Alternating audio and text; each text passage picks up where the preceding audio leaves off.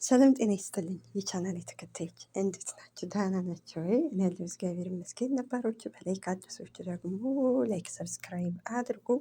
እንግዲህ ሩታና ኤፍሬም እንግዲህ ያለ አብርሽ መኖር አቃታቸው መሰለኝ። ያው የተወሰነ ቀን ቆይቶ እስከሚመጣ እንግዲህ ቡታጅራ ከአብርሽ አባት ቤት እንግዲህ ሲደውል ሀዛ የለም እንደተባለ ሲሰሙ እንግዲህ እነሱ የመሰላቸው ከሄረሚላ ጋር ዴቭና ቡዜ ያሸሹት ከሄረሚላ ጋር ነው ያለው ብሎ ነው የሚፎክሩት። እና እንግዲህ ያላቸው አማራጭ እንግዲህ አሁን እውነት ቃላቸውን ይጠብቁ አይጠብቁ የምናውቀው ጉዳይ የለኝም።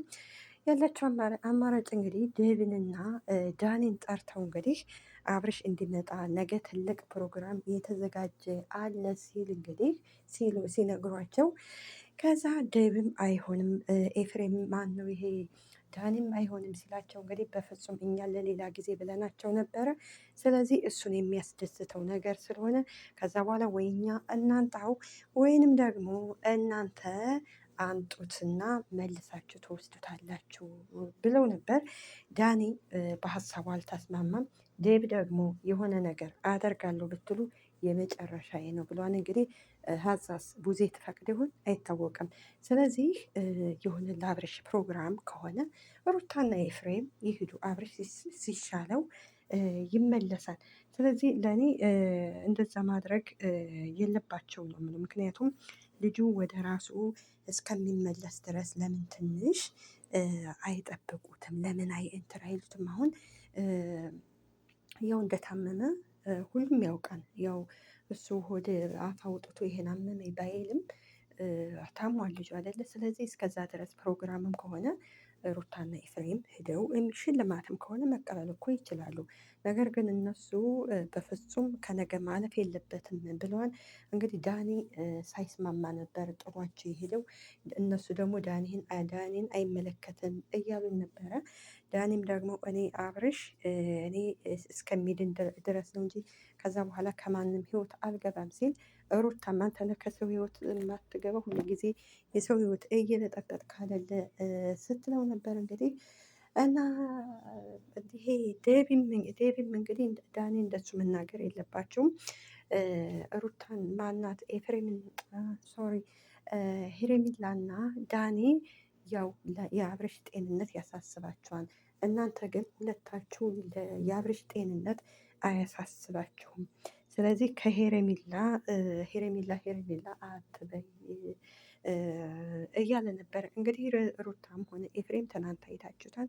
ዳኒ ማን ይሄ አብርሽ ከሄሬሚላ ጋር ነው የሆነው እንጂ ቡታጀራ አልሄድም። ስለዚህ እኔ ከቤተሰብ ጋር ሄዶ ከሆነ እኔ ራሴ አመጣዋለሁ ብሎ ነበር ስላላመነ ማለት ነው።